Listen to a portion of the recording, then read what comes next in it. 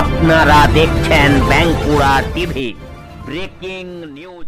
বাঁকুড়া টিভিতে আপনাদের স্বাগতম। বাঁকুড়া টিভির chief editor the tiger journalist দাদা হুকুমকে তুলে ধরছি ডোমকলের সারাংপুরের একটি গুরুত্বপূর্ণ ব্রেকিং নিউজ। দেখুন, মানব সেবার খবর। ইসলামিক হাদিস কালচারাল সেন্টার সর্বদাই মানব সেবায় নিয়োজিত। এই সারাংপুর ইসলামিক হাদিস কালচারাল সেন্টার সব সময় সর্বদাই মানুষের পাশে, মানুষের সাথে এবং মানুষের সেবায় নিয়োজিত। সেই খবর আপনারা দেখতে পাচ্ছেন একমাত্র পশ্চিম বাংলার প্রতিবাদী চ্যানেল বাঁকুড়া টিভির পর্দায়। যে চ্যানেল যেমন একদিকে এই ধরনের স্বেচ্ছাসেবী সংগঠনের খবর তুলে ধরে, সরকারের ভালো খবর তুলে ধরে, আবার সরকারের খারাপ যে খবরগুলোর সমালোচনা করে সরকারকে সচেতন করে তুলে, রাজনৈতিক দলগুলোকে সচেতন করে তুলে এবং প্রতিবাদী আম জনতার কথা তুলে ধরে। সেই বাঁকুড়া টিভি, বাঁকুড়া টিভির পর্দায় দেখতে থাকুন সারাংপুর ইসলামিক হাদিস কালচারাল সেন্টারের যে মানব সেবার খবর।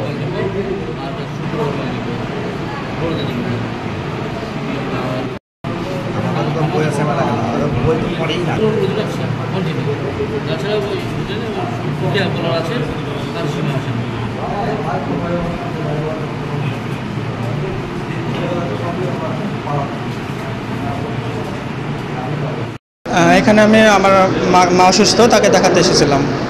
কতদিন ধরে অসুস্থ ছিল?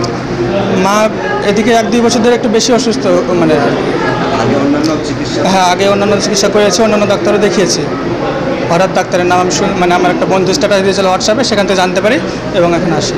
আচ্ছা, এখানে এসে ডাক্তারবাবুকে দেখে কিরকম সন্তুষ্ট? হ্যাঁ, অনেক ভালো ডাক্তার, কারণ অনেক কম মানে সময় নিয়ে আর কি দেখছে। ফ্রিতে যে এত সুন্দর চিকিৎসা, এটা সত্যি একটা ভালো বিষয়।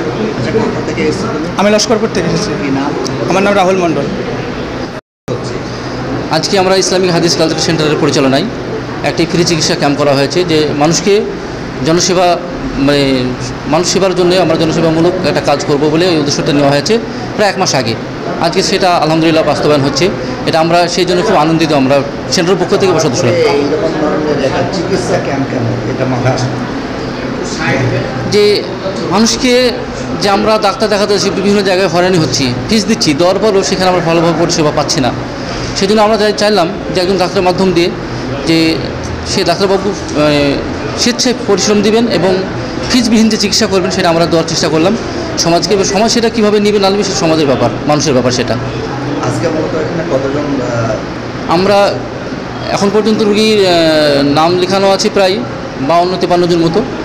সেখানে আমরা ডাক্তারবাবু 60 জন দেবো বলেছেন। সেখানে এখন পর্যন্ত রুগী দেখেছেন প্রায় 17 জন রুগী দেখা হয়ে গেছে।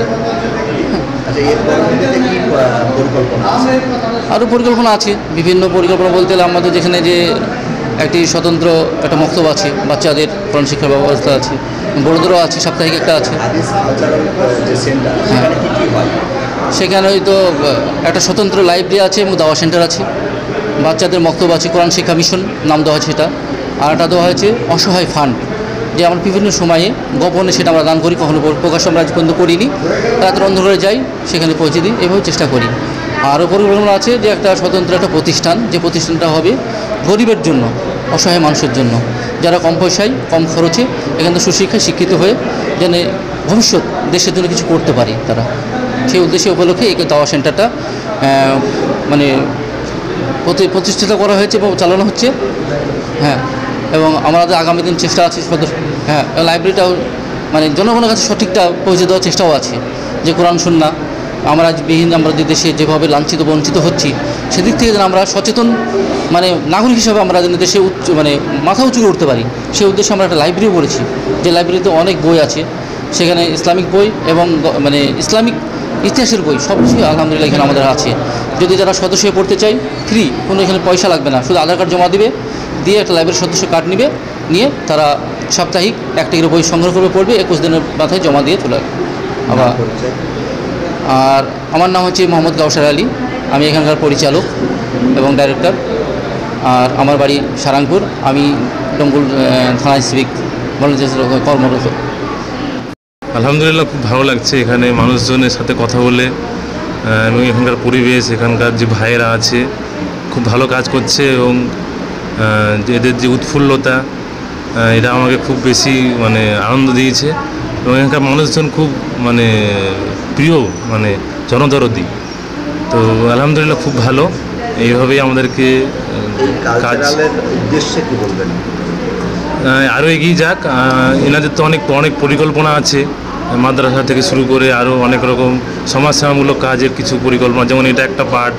হ্যাঁ, রক্তদান শিবির, তারপরে দুস্থ মানুষদের পোশাক, খাবার, বিভিন্ন রকম জিনিস বিতরণ। তো এগুলো চলছে এবং সামনের দিকে আরও হবে এগুলো। আলহামদুলিল্লাহ খুব ভালো কাজ করছে। এটা ফ্রি ক্যাম্প মানে মানুষের মধ্যে একটা অন্য ধরনের একটা অনুভূতি হয়, সেটা নিয়ে কি বলবেন? হ্যাঁ, এখন ফ্রি ক্যাম্প হচ্ছে বিভিন্ন রকমভাবে। এটা মানে অনেকে তো আমরা যে ফ্রি ক্যাম্পটা করছি এখানে একদম পুরো মানে সঠিক জিনিসটা, সঠিক সায়েন্সটা মানুষের কাছে পৌঁছে দেওয়া। আজকে মানে আমরা বেশিরভাগ মানুষই মানে ওষুধের প্রতি বেশি আকর্ষণ হয়ে গেছি, যে ডাক্তারখানা যাব, ওষুধ নেব, ব্যাস আমার রোগ সেরে যাবে। কিন্তু জিনিসটা সেরকম না। আমাদের জীবনচর্চা, আমাদের খাওয়া দাওয়া, রসুলের তরিকা যদি আমরা নিয়ে আসতে পারি তাহলে আমরা খুব তাড়াতাড়ি সুস্থ হয়ে যাব। তাহলে এই ওষুধ থেকে আমরা নিজেদেরকে দূরে রাখতে পারি। তাই আমাদের জীবনচর্চা, আমাদের লাইফস্টাইল, আমাদের খাওয়া দাওয়া এগুলোকে ঠিক করতে হবে। আপনার নাম পরিচয়? আমি ডক্টর শাকিল মুস্তাক মল্লিক, আমি হচ্ছে পূর্ব মেদিনীপুরে বাড়ি, ওখানেই থাকি। এখানে ভাইদের সাথে পরিচয় হয়ে বহুদিন ধরে পরিচয়, মোটামুটি 4-5 বছর থেকে। তো সেই সূত্রে এখানে এসে একটাই কাজ করছি।